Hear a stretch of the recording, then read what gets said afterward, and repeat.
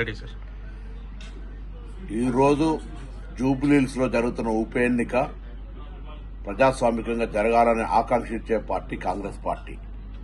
ప్రజాస్వామ్యం పట్ల గౌరవాన్ని ఎప్పుడూ ఆచరించే పార్టీ కాంగ్రెస్ పార్టీ.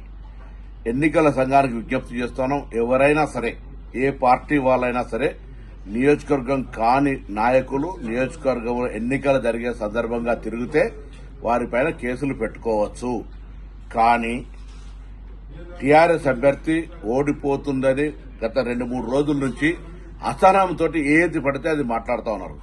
ఈరోజు మా అభ్యర్థిని అవమానపరిచే విధంగా లేదా మా పార్టీని కించపరిచే విధంగా చంపుతారా పొమ్మంటారా అనేటువంటి మాటల ద్వారా ఏదో సానుభూతి పొందాలనే ప్రయత్నం చేస్తారు. తల్లి, నీకు దండం పెట్టుకుంటా ఉన్నాం. ఎన్నికల పోటీలో మీరు పోటీ చేసినారు. మీ నాయకత్వం నీకు సరైన విధంగా సహకరించిరా లేదా అనే అంశం పక్కన పెట్టి ఈ రోజు మేము కాంగ్రెస్ పార్టీ తరఫున మా నాయకత్వం అంతా మా అభ్యర్థి గెలుపు కొరకు పనిచేసి ఉంటుంది. ప్రచారం ముగిసిన 5 గంటల తర్వాత ఎవరూ కూడా ఎక్కడ మేము నియోజకవర్గంలో కనబడతలేం.